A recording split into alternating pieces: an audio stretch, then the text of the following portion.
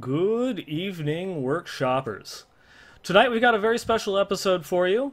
It'll be a little bit of a roster change for tonight. Unfortunately, we're back to playing tag as the allergy season has hit Leviathan pretty hard, but you can probably already tell by the title of the episode because you had to have seen it, whether you're on YouTube or iTunes or even just here live with us on Twitch, that we're actually going through and talking a little bit about some non-Diablo stuff, which I know rarity, right? But we actually have got a couple of the guys here from the last Epoch game that we were talking about in the previous episode and some of the episodes before that. So without further ado, we are going to get into episode 139. We chat with the last Epoch. And as you can tell, now that we're out of the intro screen, for those of you on YouTube and Twitch, we've got no cameras. None of us. Nobody. Sorry, guys. But yes, we're joined here by it was Judd and Rob. Yep. Oh, well, go ahead. Say hello, guys. Tell us a little bit about yourselves. What you guys do, and why you're on our lawn. Yeah, for sure. So my name is Judd Kobler. I'm the game director for Last Epoch, which is an indie hack and slash game similar to the Diablo series. Currently live on Kickstarter. Rob, over to you. You're good. Okay, Rob is with us. Oh, sorry. You roboted out. I didn't understand what you were saying. It's okay. Hashtag professional podcast. We got this. Absolutely. All right. Well, my name is Rob Benson. I am the composer and the community manager for the team. That is a varied set of hats there. Yeah, I'm good with people. Rob does a lot for us, actually. He also makes all the music that everybody's been saying is so awesome in the game. Yeah, which you can actually use a lot of that self-composed music in the YouTube videos as well as in the game, right?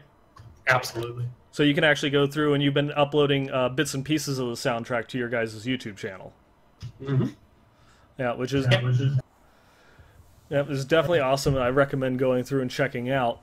We will, of course, we still are a Diablo podcast, so we do have a couple things to go through and touch on. In non-Diablo related news, the weeks in gaming will be pretty brief. I finally beat God of War, and then that's about it. So no spoilers, I guess. So we can talk about that one later when Leviathan's back on and he doesn't care. But as far as like some of the Blizzard stuff, before we actually go through and jump in to like the meat and potatoes of the episode, we're going to go through and talk about this other wonderful ARPG that we kind of mentioned previously. The BlizzCon tickets are going to be going on sale.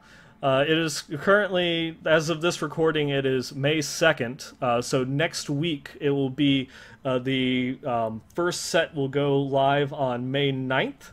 At 7 p.m. Pacific, so go through and keep an eye out for that if you want to go ahead and come out to BlizzCon. It's a great experience. I definitely recommend it. Leviathan and I have been going for a good number of years now. You can come hang out, be a part of the group. There's a lot of people, from the community that we've gotten in touch with, and it's just kind of an experience, going and seeing every year.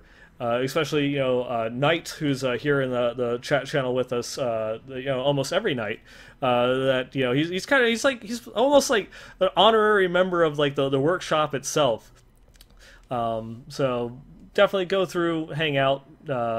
If you manage to come to BlizzCon, come and hang out with us. Just give us a shout out. Let us know if you manage to grab tickets. Because the second set of tickets will go on sale on May 12th, and then our next episode will be on May 16th. So if you grab some tickets and you want to meet up, shoot us an email so that way we can go through and start planning, seeing if we have some interest to go through and maybe do a get together, whether it's going to be at Con Before the Storm or some other time during the convention. Because we did have a couple of cool meetups that we did last year, which we have some pictures over on Twitter. You can go and check out. As far as actual Diablo 3 news itself, we did have an unexpected patch that came out this week, and they didn't give us any patch notes, so we kind of expect it just to be some back-end stuff, third-party detection, because yesterday, after the patch, was a ban wave. And it was not that big. It seemed to be very precise because there's a lot of people that still have, like 90% of the hours of the season played. You're talking like 800 plus hours played time in the last 2 months that are still there. But a lot of the people in like the top 10 spot, all of a sudden, you notice there's a couple people missing.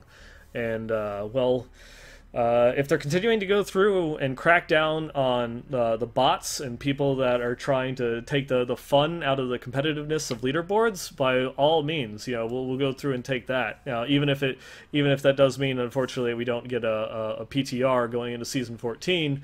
Not that they're mutually exclusive; they're kind of two different teams that handle that type of stuff. But hey, they're continuing to go through and at least give us a little bit of support as we wait the often rumored Diablo 4 announcements coming within the next 15 years. We have no idea what to expect on that front. Hey, we never thought they were going to come out with Diablo 3, and they did it, so right? There's hope. And then even after they announced Diablo 3, we never thought that they were going to come out with Diablo 3. It was 4 years later. That's true. And we're actually going to take a step back from Diablo 3 and kind of slowly segue this one as we kind of like walk into other ARPGs. But kind of one of the creators of Diablo and Diablo 2, David Brevik, just did an AMA on Reddit the other day. And this is something that Leviathan and I will probably talk about a little bit more in depth on the next episode. But I did want to touch on it briefly because a lot of the questions that he got were, of course, about Diablo. Even though he's going through and he has his own little indie project that's going on right now, it Lurks Below, which is kind of a 8-bit roguelike game. But the interesting thing is it's solo made. He's doing everything. The artwork, the music, UI, game programming, physics, everything, it is all 100% himself. And so this is definitely a passion project for him. And if you want to check it out, it is currently, I believe, on the early release on Steam. So you can go through and kind of get a look at it there. But, he talked about that, but a lot of the questions were focused on Diablo, not just Diablo 1 and 2 that he worked on, but there are a lot of people that were asking him on his take of Diablo 3, and even though this isn't his game, he still had a pretty positive, upbeat attitude towards it, or at least the expansion. Most of the people seem to want to get him to say, David, please just say Diablo 3 sucked, but his response kind of always came back with, Reaper of Souls really fixed any of the issues that I had with it. It was a really good game that I enjoyed.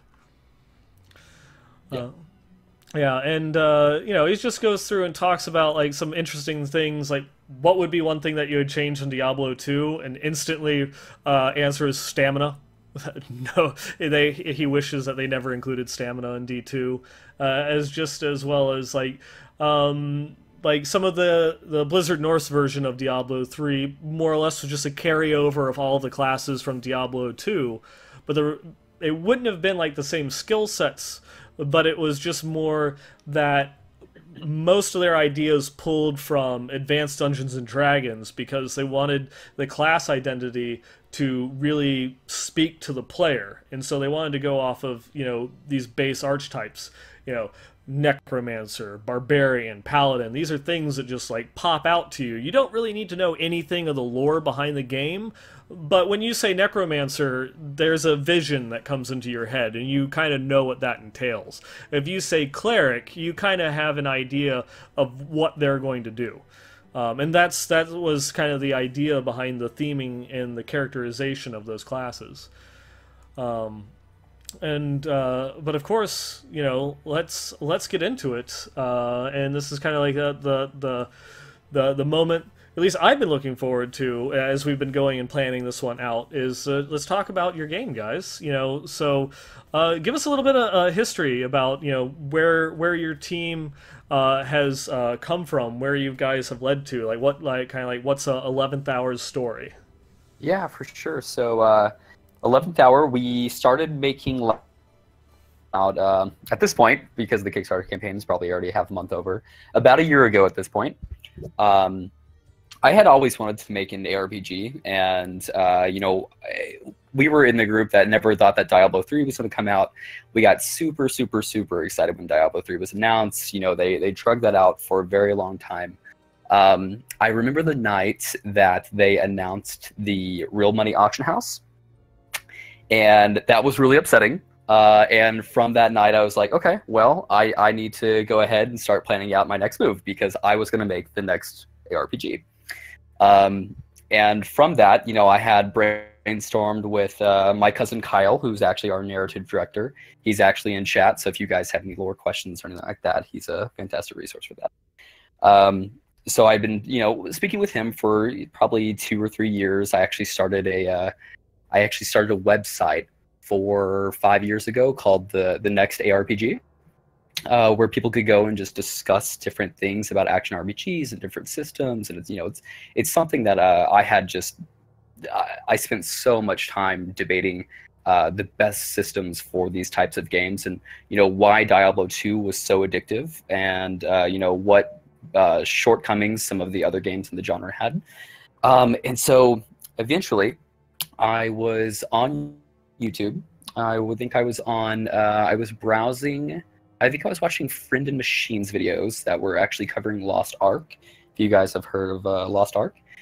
And I saw one of the other little preview videos, and it was a little action RPG that somebody had started making in Unity. And I was really intrigued by that. And so I clicked on it, and I found out the guy, his name was Nazban. I actually have a background in web. So I'm very good at Google and stalking people, which it's kind of a creepy thing, but it's true. So I found this guy who was clearly wanted to make an action RPG, and I stalked him. I found the guy. It took me 3 days to find this guy. He was actually pretty elusive. And finally, I found him through a different trail of usernames through Reddit. He finally got back to me, and I was super excited. And I was like, "Hey, are you still working on that project?" And he was like, it's something that I had started 9 months ago, and I dropped off from there. And I was like, well, I've been dabbling in game development for a while now. I've got a background in web. I ran a web agency for 5 years. And I was like, if you want to pursue doing that, I would love to do that with you. And he was like, cool, let's do it. And so from the moment do it, I have spent 16 hours a day for the last year building a team of people who just absolutely love this genre of game. Just the requirements to come onto the team were that they loved action RPGs. They had a lot of experience in a lot of the titles that were out there. So, mainly Diablo 2, Diablo 3, Path of Exile, to a lesser extent, Marvel Heroes, Grim Dawn. And once we had a little bit of the base of the game built, we had so much interest that people were messaging us trying to get on the team. Of course, we're a completely unfunded studio, so it was, a passion project for the entire year. And so as the game started to grow and we started to be able to play the game, and some of the systems started to come together, everybody's really excited. And we've gotten this group now. We have just amazing developers. We've got Rob, who is he's got 3 bachelor's degrees in music. Rob, what is your bachelor's degrees in? Music education, music performance. Okay, there you go. And so, you listen to Rob play this music. He gets on a piano and he just blows you away. My cousin Kyle, who's our narrative director, I mean, he was the guy that, it would be summer. We're like, Kyle, come outside, and he was in there reading 2 chapter books a day. And he's just the best storyteller that I've ever known in my life. And so we've got Kyle, we've got Rob, we've got these awesome artists, we've got these awesome programmers, and it's just been this passion project, completely unfunded. And what's been so cool about that is that whenever there's not money in the mix, nobody's really worried about knocking out their task to get paid. Everybody's just super excited about the project, and they want to put their best foot forward, and they want to make things that wow people, and they're not okay with just, you know, putting a mediocre system in place because that's what somebody says that they want. They're just fully invested. So from that, we've made our studio 11th Hour Games LLC, and we've got 7 equity members, and we've got a lot of other team members. And yeah, we've been working on the game for about a year now, and it's come to Kickstarter. We've gotten a lot of really awesome, positive press and reviews, people covering the game. And we've got a ton better response than honestly we thought we were going to. So it's been fun, and yeah, that's kind of how it came to be. And you guys recently just had like a big stream event earlier today, didn't you? Yeah, it was fantastic. That was actually that was Rob's baby. Rob, you want to talk to that? Yeah, for sure. So I'm a big Path of Exile fan. I've competed in every single race that they've done in the last about 3 years. And so I came on the team, and I'm like, we have to have races. Like, races are cool, races are exciting, it brings a lot of people in, and it's just really fun to watch, you know, your favorite streamers, your favorite people do the race. And so we had ours today, and it was actually wildly successful. Some of my all-time favorite streamers I got to invite and watch them compete in the game that I'm helping make. I got to hang out with Riker on his stream today and just talk about the game, answer questions, and watch him play a little bit. So it was really cool. Yeah, it was really fun. We had I think we had 27 people streaming the game around 1 o'clock. I think that totaled up to like 2,500 viewers or so, Rob. We reached 2,100, but we still beat Far Cry 5. So okay, so we beat Far Cry 5. That's what matters. You set goals. You know? Yeah, and that was it. We got it, so good. And yeah, it was a ton of fun. You know, we had it was really exciting because we had a lot of people that were in our community that have been playing the game for a really long time that were like, there's no way that these people are going to be beat by these, you know, streamers that have done races before. And we got somebody in there who was just in there kicking butt, and he got to level 42. The race was veteran, hardcore, and getting to level 50 first. And so in last Epoch right now, there's about 12 different areas in the demo, and then you get to the arena.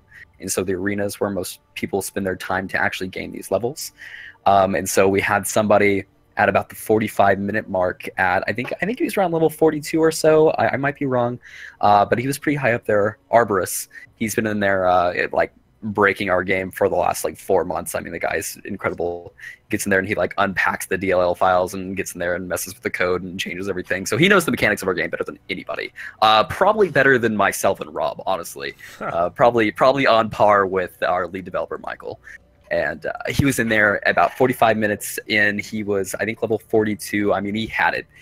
There was nobody that was going to beat him at that point, and he ripped at level, I think it was 42. And that completely changed the dynamic of everything, and people were freaking out because he was so far along, so they were being more aggressive, and you know, we had a lot of people that were about to get there that ripped, and then we ended up having a guy completed at 1 hour and 2 minutes, and then we had, that was your guy JC, and then we had Slight Red Eye come in second at about 1 hour 27, and then we had Raze come in at, what was it, Rob, like 1 hour Rise QT was 4 minutes Rise. after Slight Red Eye. Both of those are Path of Exile racers, by the way. Yeah. So it was a ton of fun. It was really successful, and we'll continue to do more of those for sure. Oh, of course. And if you'd like to talk about the Kickstarter that you have going on right now. Yeah, for sure. So we are 16 days into our Kickstarter. We have a goal set for 210,000. Last time I checked, we were at about 95. So we are trending just a little bit under where we're going to need to be for our funding goal. But then again, we did come in as an indie team with very little exposure. So we're really hoping that we see a very big spike at the end, because usually with Kickstarters, you have a very big opening day and maybe 1 or 2 days after that, and then you kind of go into this lull period where it's uncomfortable how much little funding you get, and then at the end it just spikes like crazy, because people don't want to. People kind of want to like fill it out and see how the campaign's going before they tie their money up, and if they think it's successful, they're like, you know, I would only be tying up my money for like 3 days if I been in the last 3 days. So we're gonna see how that pans out. And the thing is, we've done it completely unfunded up until now. So even if the Kickstarter is not 210, Kickstarter is make it or break it. So it's you either get all of the money or you get none. If we were to reach $209,000, it would effectively go down to zero. But if that does happen, we're going to open up other mediums for people to back us. So even if the Kickstarter is unsuccessful, that doesn't mean that Last Epoch's going away by any means. It's just either way, it's been absolutely amazing in getting response from people, getting feedback, the amount of exposure. We would never be able to get that amount of exposure in another way. So Kickstarter has been fantastic. We're 16 days in. And it also helps test like the level of anxiety that you can actually handle. Yeah. You're talking to the two right guys with that right now, actually. Yeah, it's I think I've lost all of my bets, and I think Rob actually took off work for an entire month to do this, and so he's like getting himself into like some financial trouble and not sleeping. Say that. Okay, so he's we saved up. Rob, we're just watching it, fly away. Yeah. So it's definitely a test of endurance. I will say that. It's really exciting. It's really nerve-wracking. It's like the longest loading bar of your life, watching that little progress bar go up. Every hour of every day is being quantified in your head right now, I'm sure. Absolutely. It's funny because I'll go out. One of the second day we launched, I went out with a buddy of mine, and we were walking around downtown Dallas, where I'm from.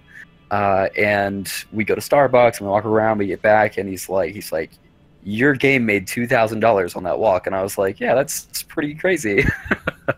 And that's when the funding was coming through much. Kickstarter's intense. I believe it. I don't have any experience, but I've heard tales and watched other projects and such. So it's I can imagine it. This is definitely one of those ones that will be kind of like a successful or not, like a life lesson, like a type of thing that you just have to do it in order to experience it or appreciate it. Yes, absolutely. It's going to make us better marketers any way it goes. There you go. Always take the positives, right? Yep. All right. But of course, the game itself, is an ARPG. We talked a little bit of it on the last episode, and I do want to dig in like a little bit more into the game itself. Because one of the things that we haven't really talked about is the setting. You mentioned it briefly earlier, but if you just want to like maybe tell us a little bit about like kind of like the setting of the game, because you're taking a different look at time travel. And now this is something that I've talked about a couple of times on the show, both from fan ideas that have come in or like my issues with Warlords of Draenor, because we've been doing this show for quite some time now. That I'm not really that big on like time travel narratives, but it's like the problem that I normally have with it, of like going through and creating like paradoxes and tangents and such, is actually kind of like a core mechanic of your game, at least kind of like from the settings or like one of the in-game systems that you're shooting for. If you'd like to go ahead and talk about that for a little bit.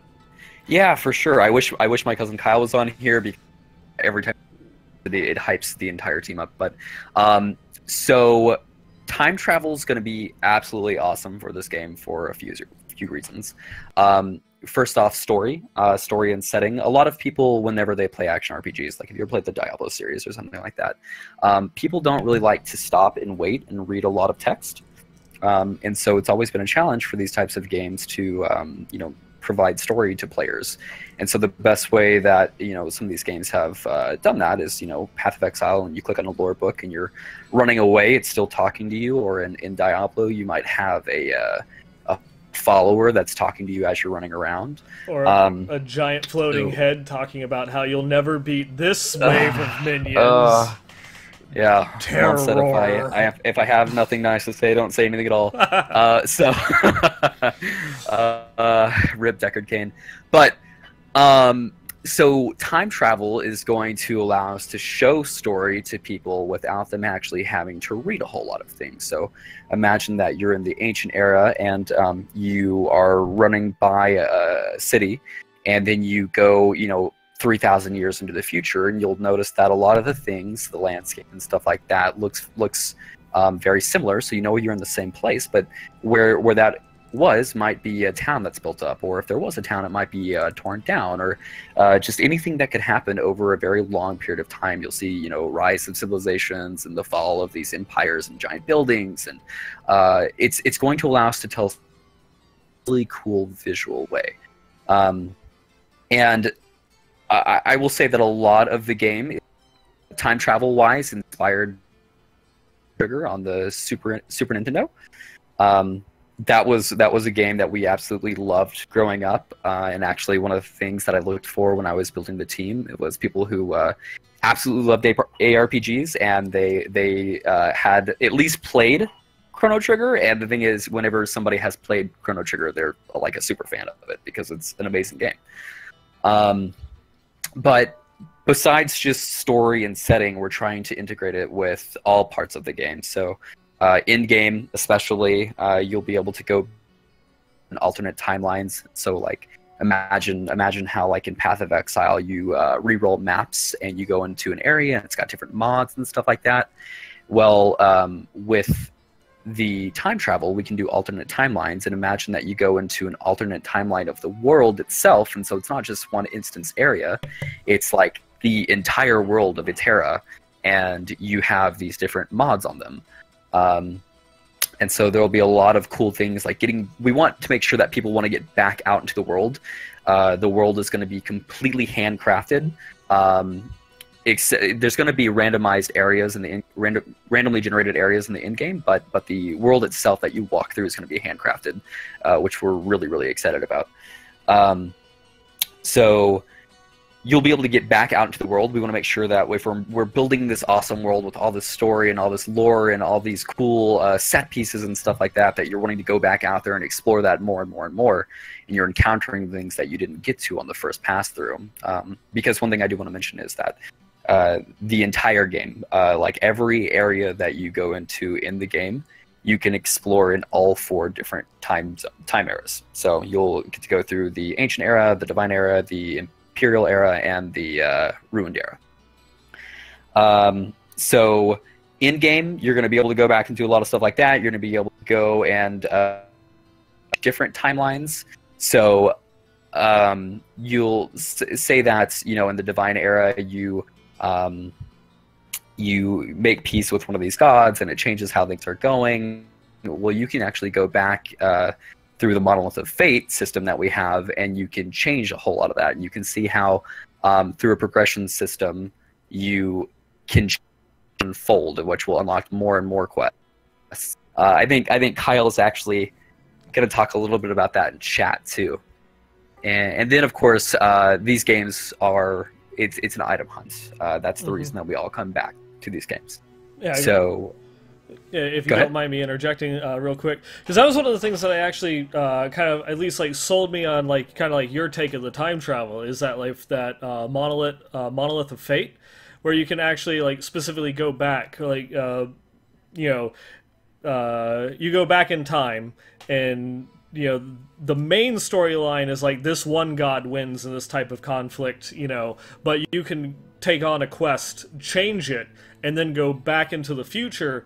And then now it's changed, like, and you have access to new quest lines, or like you were mentioning earlier, kind of like with the Path of Exile's map system. It will add different mods onto this new timeline that you've created, maybe opening up like new types of loot or new characters, new quests and such to get maybe like crafting materials or anything like that. Yes, absolutely. We are incredibly excited about that. That's going to be a ton of fun to build. That's going to be a fun time to play through. The entire team is just so hyped up about that. I can't even tell you.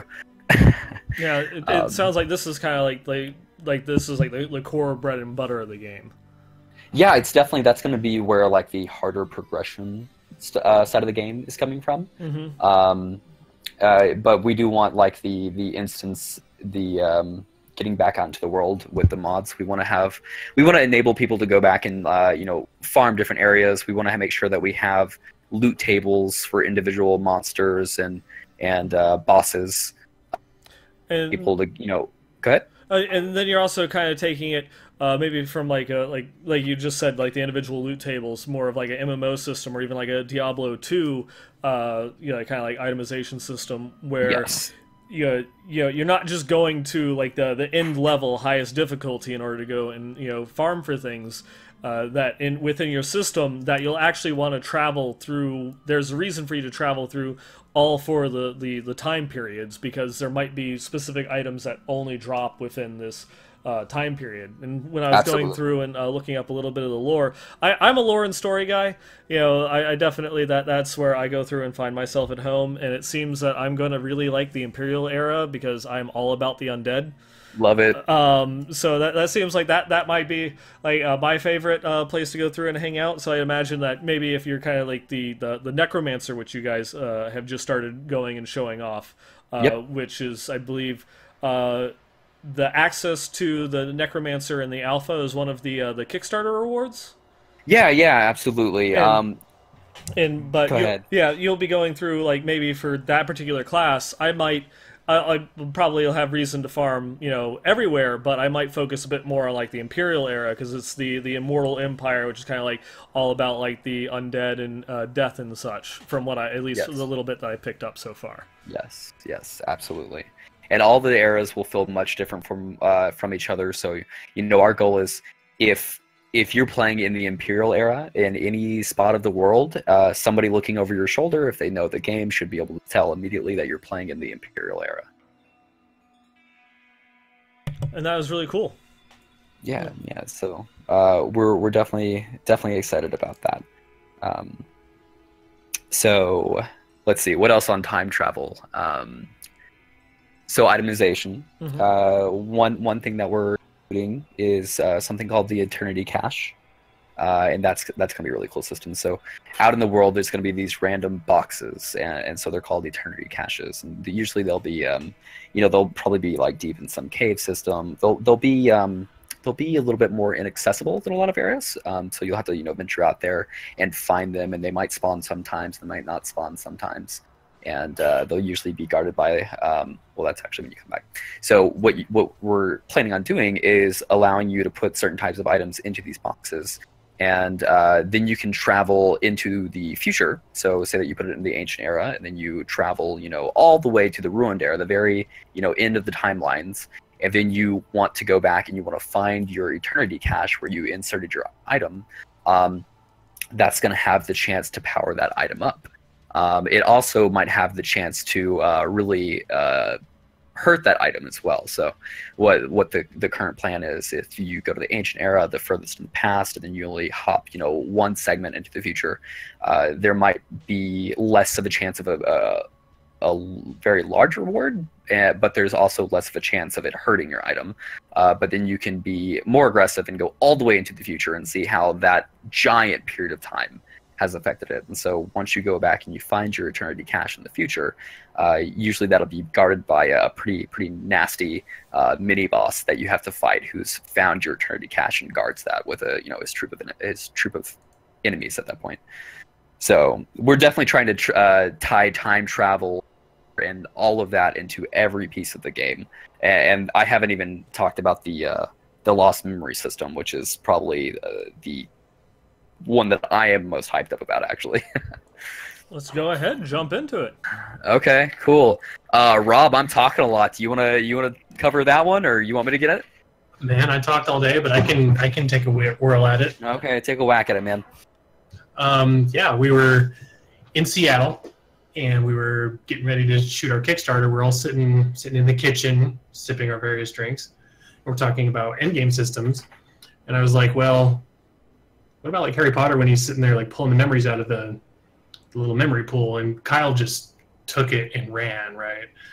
And so now we've got this the memory fragment system, and let me just double check on it really quick. Kyle will correct me if I'm wrong, but you'll be able to live through the past lives of historic figures throughout our world, and essentially as they're going through slaying things, you'll be doing the same things that they were, picking up some of the fragments as well. And this all spurned from, how are we going to do sockets? How are we going to do rune system? And this is essentially our way of doing that. So you go through, you power up your character.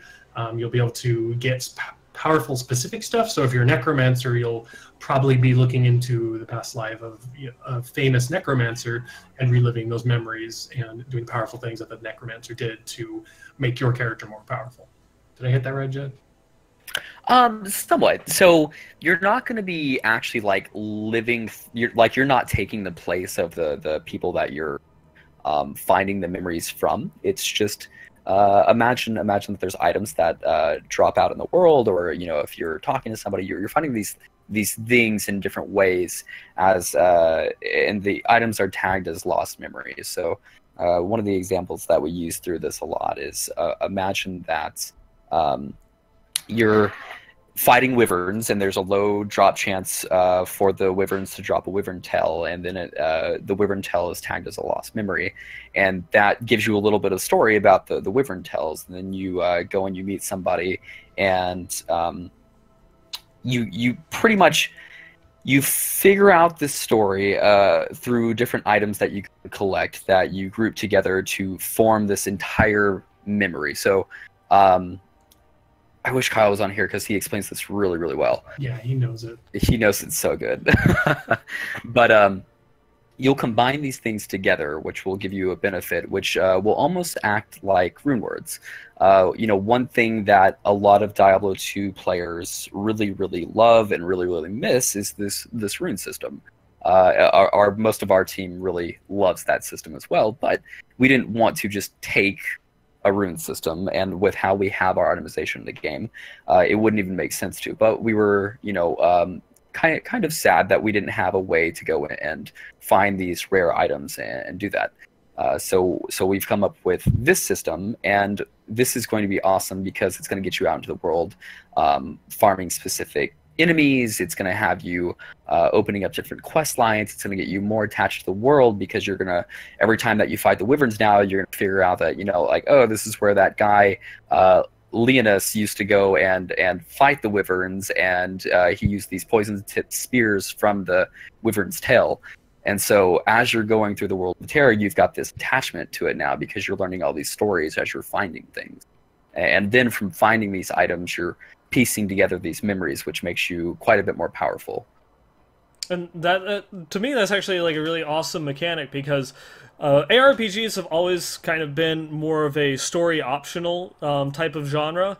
You kind of just you blow through it. Sometimes you'll get a little bit of story, when you're forced into the cutscene, or you have to sit there and let Tyrael grumble about his stomach. But you'll always have more there if you want to opt into it. In the Diablo games, if you go out exploring, you can find, especially like in Diablo 1 and Diablo 3, you can go out and find tomes that tell you more about the lore and the setting. And this one, you're actually like almost like, it's in one hand it's a mechanic to go through and power up your character, but if you want to, it's also giving you that more in-depth experience to learn more about this world and the setting that you're taking a part in. Yeah, absolutely. And it's it's funny because in the lead up to Diablo 3, I was really into the story more this time than I was invested in, like, say, Diablo 2. And I read every piece of lore or story I could possibly find. I got the books from the collector's edition, everything I could find, and I read that up into the game. But when you're in an action RPG and you're having to decide, do I want to spend 2 or 3 minutes reading this piece of text that's scrolling in my face, or do I want to go out there and hunt the next item? It's really hard for some people to decide that they're going to stay there and they're going to read through the entire thing and they're going to absorb it and they're going to enjoy it, because a lot of people in these games just want to be hyper efficient. So we're trying to find every way that we can to allow players to absorb story on the go. And with the systems that we have figured out at this point, I honestly think that we're going to do a better job of that than most of the games in the genre are doing right now, which I'm extremely excited about. Yeah, and that actually leads me, into another question that I had for you guys is just as an independent studio that's just kind of, you know, coming into it more or less for like the first time to tackle this genre. ARPGs themselves have had a little bit of a resurgence, since Diablo 3, but in between like Diablo 2 and Diablo 3 itself, there wasn't a whole lot. And even nowadays, it is definitely a bit of a niche market. What are some of like the bigger challenges that you think that the genre itself is facing, and what's the biggest thing that you think, or the biggest challenge that you think ARPGs are facing, and how is your game going to tackle it that you think that other games systems haven't? Yeah. Okay. Goodness, this is a big one. Let's start with complexity. So, sorry, I'm a big Diablo 2 fan, so I'm going to keep going back to it.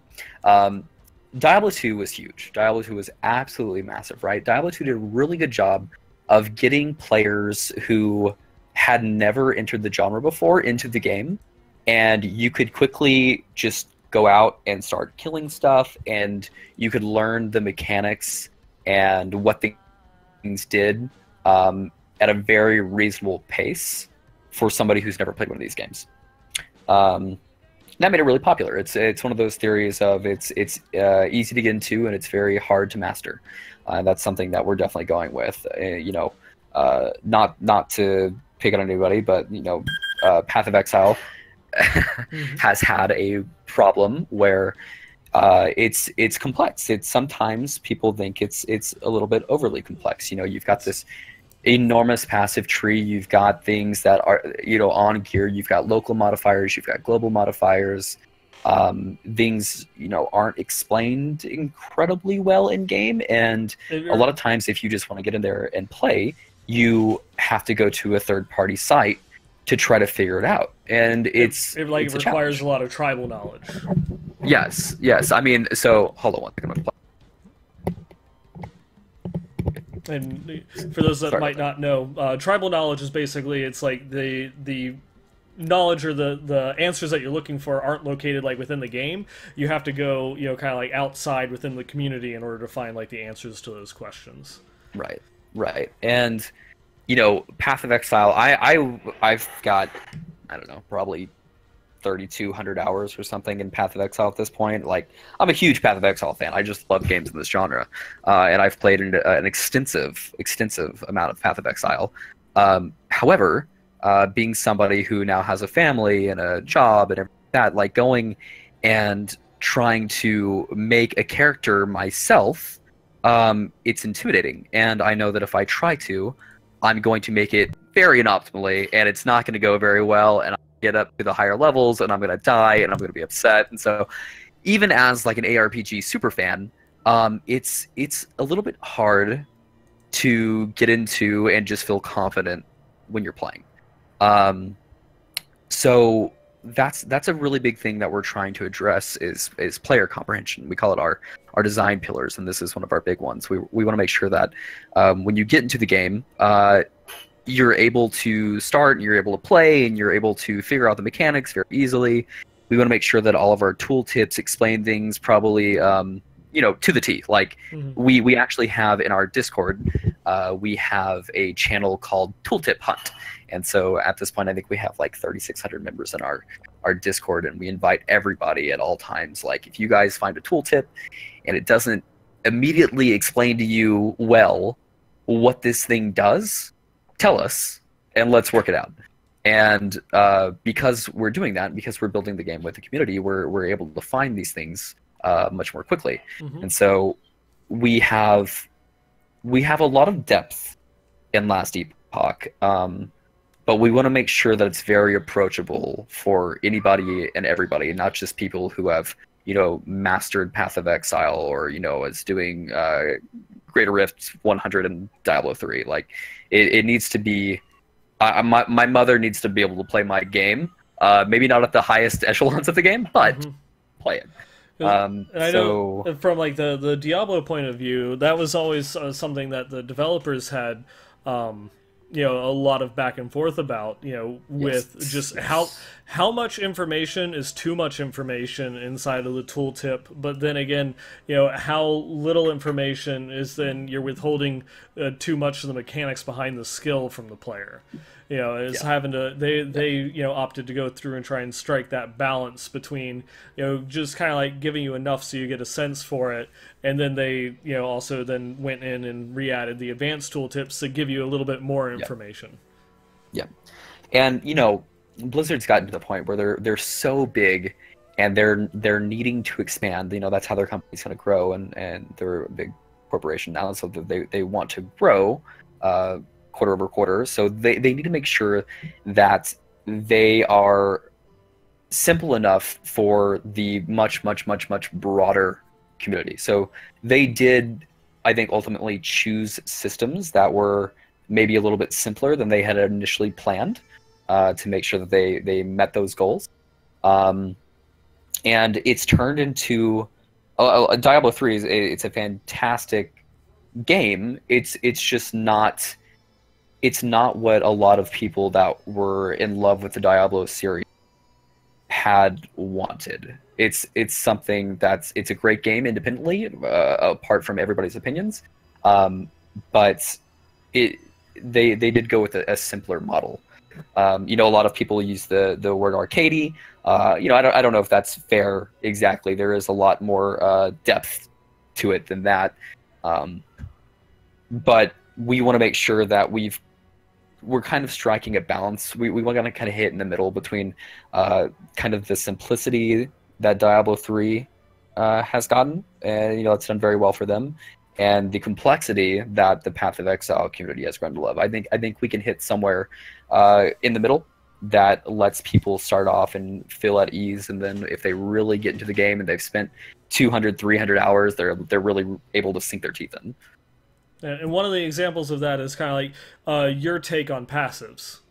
That it's Yes, somewhere yes. in between. It's not just a I reached this level, I've unlocked this passive that I can choose to use in one of these slots. It is a very far cry also from the sphere grid. But it Right. is something that does require a little bit of thought and pacing out in order to get the most out of the system. Yes, yes. So that system, the passive grid, that was probably the most intensely debated system that we've did in last Epoch. That was one. I think we worked so fast. It feels like that probably took us 3 weeks. I know it didn't. I think it took us like 3 days, but it was just like the most grueling 3 days where I'd have to come home and then like pour myself a glass of wine and just like chill because we had been so furiously debating this system. And actually, Mike Viker, one of our developers out of Canada, was the guy that came through with this idea for this system that met all of our criteria, which was, feel like whenever you level up, it's impactful to do. But if you're doing something every level, unfortunately, a lot of times that doesn't feel very impactful because you can't give something to players every single level that's impactful. So we had our lead developer, Michael. He was saying, we have to make sure that there's every single level you've got a micro decision to make, and yada yada yada. And the people that were more on like the Diablo 3 side, like we want these really cool passes that are really impactful. So Mike's idea where every level you could advance down an axis, and from the axes unlocks these nodes that are more impactful, kind of like the Diablo 3 passives. And so we batted that around, and people were starting to feel a little bit more at ease because I've been just debating so furiously. And then I thought of the Pokemon. So I forget what it's from, but you were looking in those books and you'd see the Pokemon stats where like, he's got this much strength and he's got this much health, and it was like this cool visual grid. Yeah, so it's like you'd have like the grid of like intelligence, speed, all that, and the better they're Yeah, rated, special you attack, start. special defense. Yeah, you start like making the pentagon in the center of it. Yeah, yeah, and that was so cool because looking at that, it was a very visual way to immediately tell what the Pokemon was like, right? Like this one has it's a Snorlax. It's got a lot of health, but it's just sucks at everything else. Or whatever the different one would be. And so we really like the idea that you don't have to whenever worry. people start, We're not gonna. Leviathan isn't here. We're not gonna critique your level of knowledge on Pokemon. So. Oh dang! Okay, I'm glad. I'm glad. My son, I still buy all the Pokemon games. Unfortunately, I just don't get to play them because my son, he doesn't let me play with it. But so we really like whenever people are making these builds, say that you're a Beastmaster. All the passive grids, by the way, are independent. They're on a character per character basis. So it's not the mage and the primalist don't have the same passive grid. Mm-hmm. So there's no working your way over, to going from mage and getting, like the Beastmaster skills. No, there's not. And I'll talk a little bit more about that in a minute. Character identity. But what was cool about the passive grid is that if people are making builds, we can post a picture, and people can immediately see this primalist went more towards the chieftain area, and so we automatically know that he plays a little bit more like this. Mm-hmm. So we ultimately decided to go with the passive system that we have, and I think the vast majority of people really do like it. There's been some people that have complained about it a little bit because people sometimes don't immediately know how it interacts, but that's just, we're 11 months into development, 12 months into development. We need to, make sure that we've got some of the quality of life things in there. You got to tighten up the graphics, and get in there with the UI. But it is a pretty interesting system because you kind of have. Is it like you almost have? Well, I think is it just like one set of points or two sets of points in the passives, because you can put the points down one of the four axes, and then you have the skill points, because all that does is just unlock the passives for your character, and then you actually have the skill points to then put into the passive skills themselves. Yeah, that's correct. I wish we were able to actually show this on the screen, but so every level, this is of course hashtag professional podcast. So I might try to work on that as we're going through and chatting here a little bit with the overlay. If I was a prepared individual. No, it's good. So yeah, every level you get an access point, and you're able to travel down one of the. And so that starts to make your expanding different shape, and then as that shape grows, you start to be able to unlock these nodes for for where the shape touches. And so every 5 levels you get a node point, and those are the points that you put in there that give you one of the more impactful passives. I actually do have it up on the screen now. Oh, you do? There it is. Yep.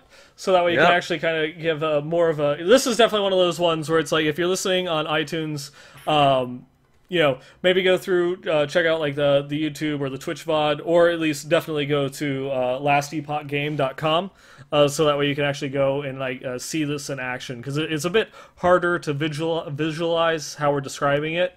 But this is definitely like a unique system that I've seen as far as unlocking your passives, but giving you a tremendous amount of character customization, like you were mentioning before.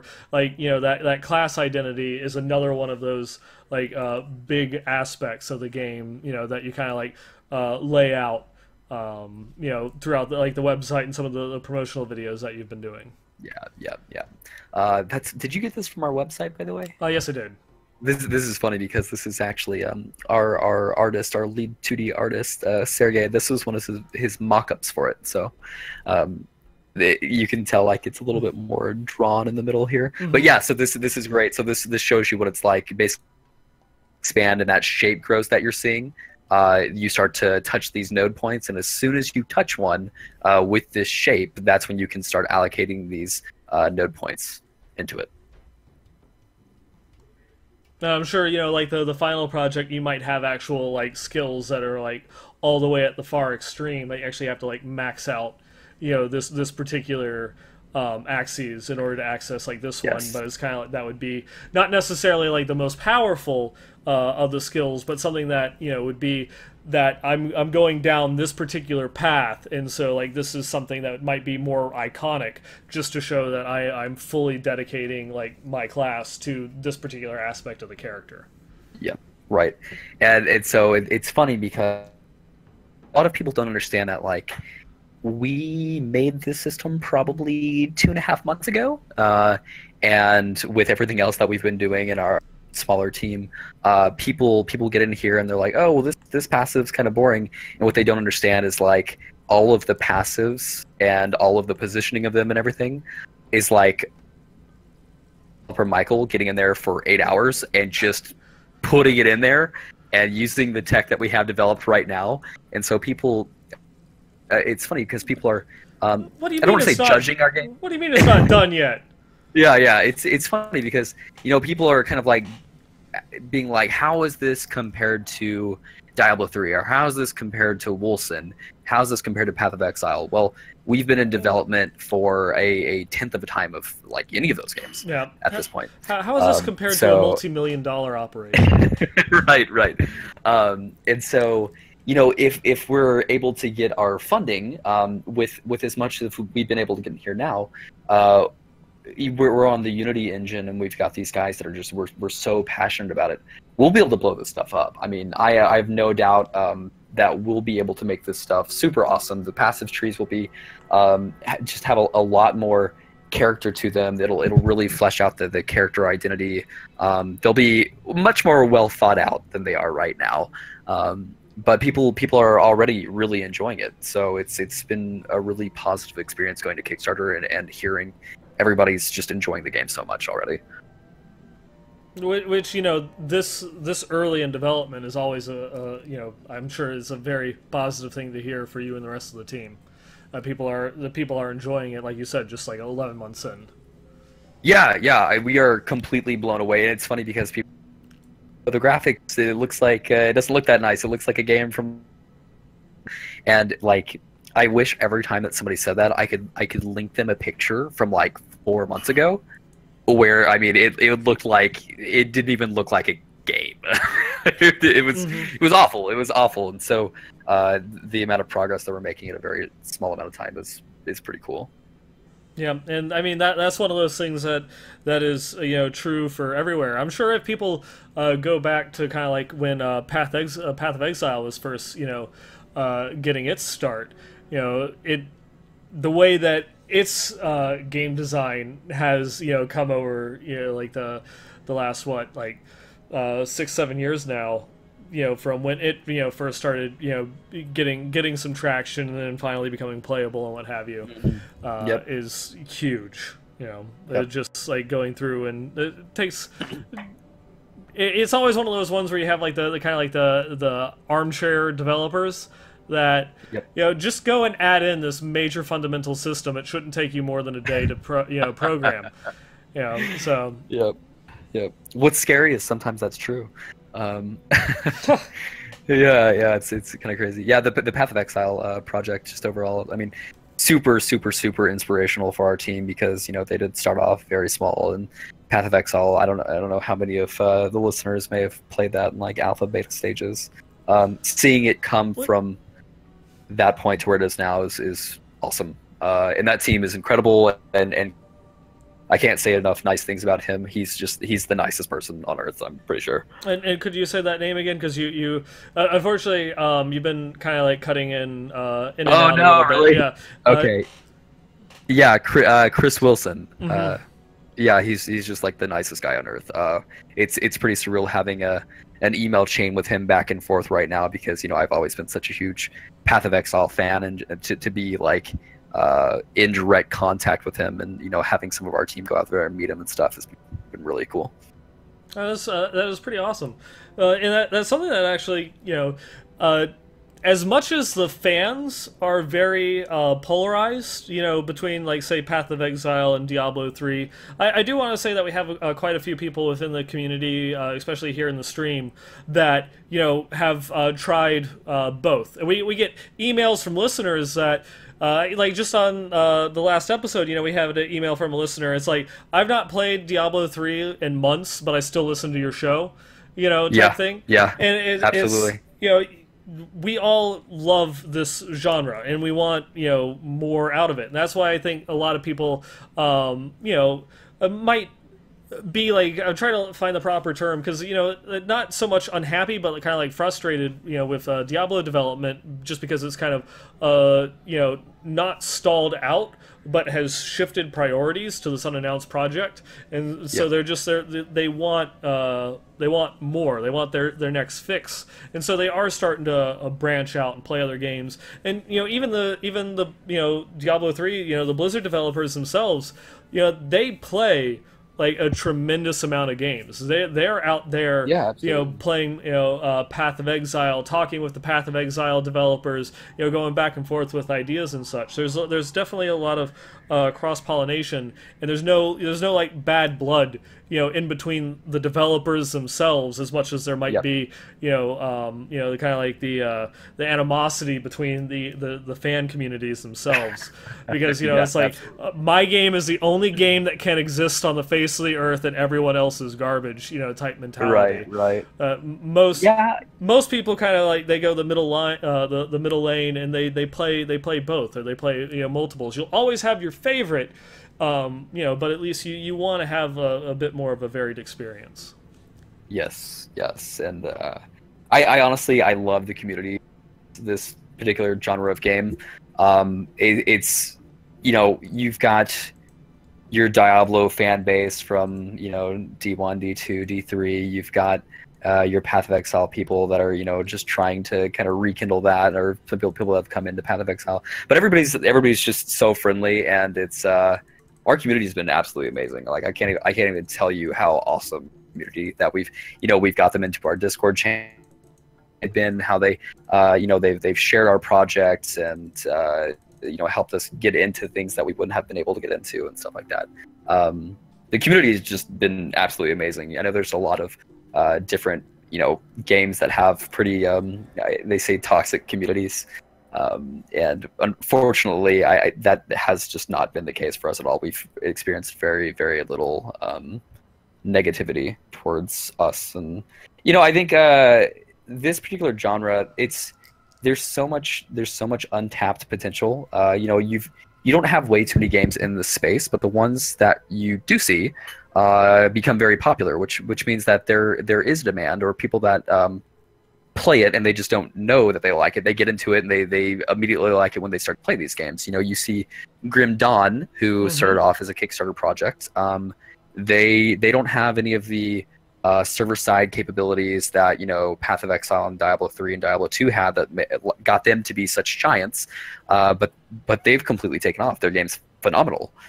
You've got Path of Exile, who started as a very small team, and I mean, I don't think their team would be mad about me saying this, but it was garbage. It was not a very good game, and that's okay, because they were able to push on and make their game really good. And then, of course, Diablo 3, it was the fastest selling PC game of all time. So there's definitely this game, or this not this game, this genre of game, and I don't think anybody's completely nailed the formula for it yet. No. I think there's a lot of potential. And that's something I know David Brevik has gone back to many times, even going back to like last year when Riker did the multi-part interview series with him, is that one of the things that like he thinks is that ARPGs, they need something more to kind of like expand and kind of like take them up into the next level. Because he thinks that there's something more that can be done there. He didn't know what the answer was to it. He was sure that, that someone is going to figure figure out that clue, that mystery that might open it up to like a much Right. wider audience. But he just he didn't know what that was. Yeah, and you see that a little bit. Like you see people exploring different routes. You've got, for example, Borderlands. Hmm. Let's mix Diablo with an FPS game, and that was wildly successful too. I mean, really, it's these loot-based games. I don't know if you remember Breivik's project a while back, Hellgate London. Yes. Yep. That game had a ton of potential. It was so much. And Yeah. I remember that one very fondly. I still have some of the original like trailers for the game Do you? downloaded. That's awesome. That's Yeah. awesome. Yeah, This we were. is for the living. Yeah, we were so excited about that game. Yeah. And it was fun, honestly. It was a really good time. I played that with my cousin Kyle, and we really enjoyed our time. But it just didn't continue to be developed and everything. Mhm. Then you see other people like Lost Ark. They are expanding the genre towards more like let's see what happens when we get like a partial MMO into the genre of games. So maybe that's the route. I don't know. Something really you tack on. Because you even have Destiny. Oh, yeah. Which Absolutely. is a shooter with very heavy ARPG, Absolutely. and so a little bit of sprinkling of MMO aspects to it.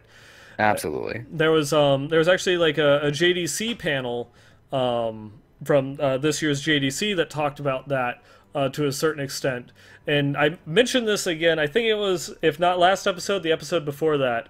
And I still haven't found a link to the actual discussion itself, but just a couple of pictures that showed some of like the screenshots of the slideshow they were going through during the panel, that it was comparing and contrasting your kind of more of a Skyrim type RPG and an ARPG, and it really comes down to more like storytelling narrative than anything else, where like an ARPG, it's action focused, not story focused, and the story kind of like follows you as opposed to you being led by the story. And there's like these really really like kind of like things where even like developers for these huge studios are going through and having panels and discussions and internal topics about like even what is it that defines an ARPG for the genre. Right. It's funny because it's really hard to market a game like this because there's not an exact term for it. What people would most easily recognize our game as is like a Diablo-like game, which is something whenever you're putting marketing collateral out there, you don't really want to call out another game and be like, we're making a Diablo-like game. Yep.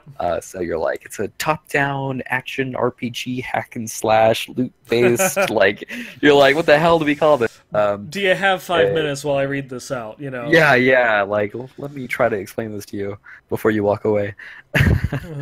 Watson in chat there actually went through and mentioned something that kind of like that I always go back to a little bit.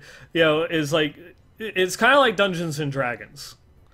Is that a lot of those the ARPG games go? It's kind of like it always has like that level to me, because you're going through, you're exploring, you go into every little nook and cranny, you're breaking open every barrel because I have to try and find anything that has a chance at dropping loot. I'm killing monsters to get kind of like that explosion of the random loot table, looking for like this one next like magic item, or it's like I've got like a hint or a quest that's going to go through and get me this particular upgrade, and I'm going to run towards like finishing out that storyline.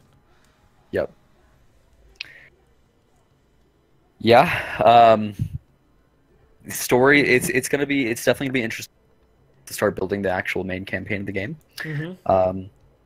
And there's gonna be a lot more. There's gonna be a lot more story in our game. That's more present. We're gonna do, like I was talking about earlier. We're gonna try all these different ways to tell story without just the large amount of text in people's face. But it definitely will lead the character around quite a bit, because you're going to have to be going through different time to go and fix things or see what happened, or without giving away too much of the story. You're going to be bouncing back and forth through time.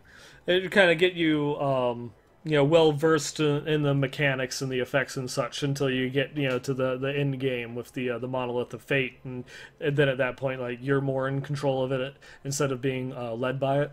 That is correct. Yep. Okay. That is correct. Yep. Yeah. It's exciting to see the resurgence of RPGs right now. You've got Grim Dawn doing really well. You've got Wilson, who I think they're coming to beta September or something like that. Curious to see how that does. Diablo 4 might be announced one day. That would be cool. It definitely would be cool. I know here on the workshop we're all looking forward to that. Yep. There's even some rumors of a potential Diablo 2 remaster to follow in the vein of the StarCraft 2 remaster. Yeah. It would be interesting to see a Diablo 2 remaster because they would have to do more than just change the graphic. But that would be really cool to see. Yeah, they actually, from what we kind of have come to learn from some of the stuff that David Brevik has mentioned before, is that it would almost require like rebuilding the whole game, because he's not sure if copies of the core game code were ever saved. And so that might be lost, and it would require a substantial rework of the basically rebuilding it from the ground up. Like all the DPS breakpoints were based on frames and stuff like that. Well, to a certain extent, actually, Diablo 3 is the same. It's a lot. There's a lot more frames, so it's easier to go through those breakpoints. But when you like, if you dig down into the nitty gritty, there are specific like things that you need. You have to have this much increased attack speed in order to have any actual like significant difference. Right. Yeah. Like probably based on dots and stuff like that. Yeah. But yeah, I think if you throw multiplayer and the loot chase and you throw any type of competition into the mix, I think you kind of have this winning formula. We see it time and time again with different even styles of games. Is if you've got that chase in there and you've got your multiplayer and you've got your competition, like, people just enjoy it. So it's all about the grind. It is. I love the grind. Yeah, some people don't like grinding in games. I love it. That is what this genre is about. Yep. It comes down to that grind. And absolutely. As we kind of go through and round out the last bit of the episode here, I just want to again, kind of like give the floor open to you guys. If there's anything else that you want to kind of end cap the episode with, anything that any shout outs you want to make, or any last rude, unsightly remarks that you want to say, now would be the time. Okay, I'll start with the rude one from Rob. Rob, I love you. I'm kidding. Oh wow.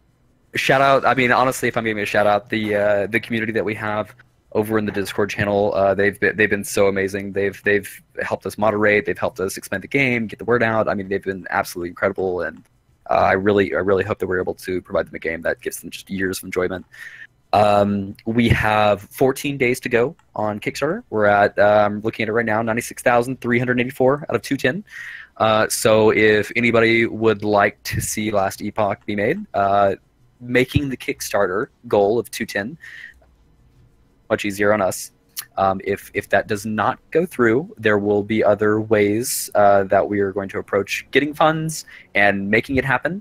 But if you guys are interested, I'd implore you to go and check out the Kickstarter page, look at the systems that we have planned, look at the backer tiers. We've got some really cool stuff, some really cool art. And just excited to be talking to you, Nineball. Listening to you for so long, and I appreciate being on the show.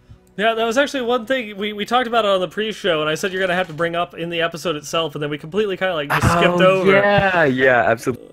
So this is story time. Yeah, so. we took a couple episodes ago, we were celebrating our 4-year anniversary, and we took a little bit of a trip down memory lane, and you actually had listened to Leviathan and I way back in the day, though on the episode, those earlier episodes, I believe he went by Katniss instead of Leviathan. But yeah, you Okay, actually yes, yeah. you're a fan of the Diablo II.net and Flux and the Diablo podcast like way back in the day. Absolutely. So I listened to all of those. I can't even tell you how much I would listen to 4 times. I would listen to them while I was at work. I would listen to them while I'd be going to sleep. When a new one would come out, I'd be super excited. Because anything to do with an upcoming Diablo game, I was just over the moon about. And so the podcast would come out, and it was the easiest to listen to them before I went to bed. And sleeping with headphones in isn't really an option. That doesn't feel very nice. And so I would be in bed with my wife, and to listen to them, I would put it on speakerphone, as quiet as I could, with being able to hear it. And she would always roll over and be like, "What the hell is wrong with you? Like, turn that off." And I'd be like, "Shh, it's fine, it's fine, it's fine." And so my wife actually knows y'all's voices very, very well too. And so when I told her that I was coming on here and I was going to be talking with Leviathan Katniss, she was like, "Oh my gosh!" So, yeah, kind of pretty cool, pretty cool. And for that, I am sorry. No, it was great. I mean, honestly, the only one she'd wake up sometimes when Flux would go into like one of his rages about something, and then she'd make me turn it down a little bit. You guys were always a little bit more on the calm side, I would suppose. Mm-hmm.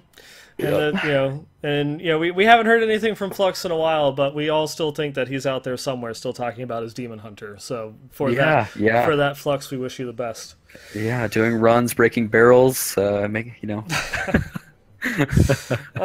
D3. Yep. When like the best way of making money was just farming vases in Inferno. The good old days.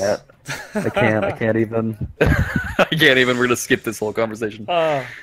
But yeah, with that, make sure that you go through, check out these guys. I know I am definitely interested in this project. The skill system, the passive system, the way that they actually kind of like are making like time travel like work and like the game and narrative sense is a lot of things that I have a lot of interest in. Don't be surprised if as we get closer and closer to BlizzCon and more speculation, will we get the Diablo 4 announcement? Will we not? That if I make some comparisons over this game, because that's one of the reasons why I did was more than excited to have you guys on, is that Leviathan and I have thrown around like a lot of ideas, and one of the things we had talked about, and actually we didn't talk about on the episode, is like your the way that you are doing skills. And that you specialize in like your 5 skills, and then you unlock a skill tree for that. So that way everyone's different, and Yes. And you have like multiple skill trees within the same class because each one of your skills has its own tree to unlock.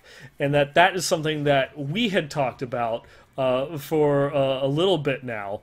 And so that got me excited because it's like, oh wow, someone's actually like come up with a similar idea to something we were batting around and is actually implementing it, and I can't wait to see how it like really turns out and fleshes out. Yes, that is definitely our most well-received system. It's a ton of fun. I guess we might just have to have you back on the episode to talk about it more at another time. Yeah, absolutely, anytime. Damn shame. Yep. But with that, we're running a little bit long here, so we'll save the community feedback for the next episode. So Watson, I will get to your lore question. I 100% promise you. Maybe you'll have some new lore questions, but you might have to send those over to Kyle after this episode because he at least has been pretty interested in it in chat there. If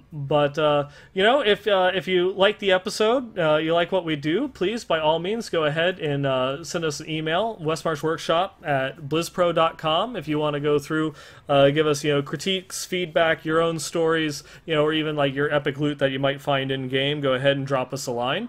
And then you can also reach us on Twitter. We're at the WM Workshop on Twitter. And of course, there's always the live stream of the shows that you can catch here every other Wednesday night. night at 9 p.m. Eastern, 6 p.m. Pacific at twitch.tv/BlizzPro. If you like what we do here, please go through, check out. We also have the BlizzPro Adventure Club that does a wide range of games, not just Blizzard games, but they do a lot of indie games and other things like that as well. Go through, give them a check, and then you can also subscribe to our Twitch channel, which goes through and helps not just for the hosting costs of the Westmarch Workshop, but the BlizzPro network as a whole. We're even in game. We're the BlizzPro clan. You can go check us out. If you don't want to leave your current clan, you can always join us in the Westmarch Workshop community. We also are on Discord. You can check it out, discord.gg/BlizzPro, and you can find all the written content for the things that we talk about in the episodes on diablo.blizzpro.com.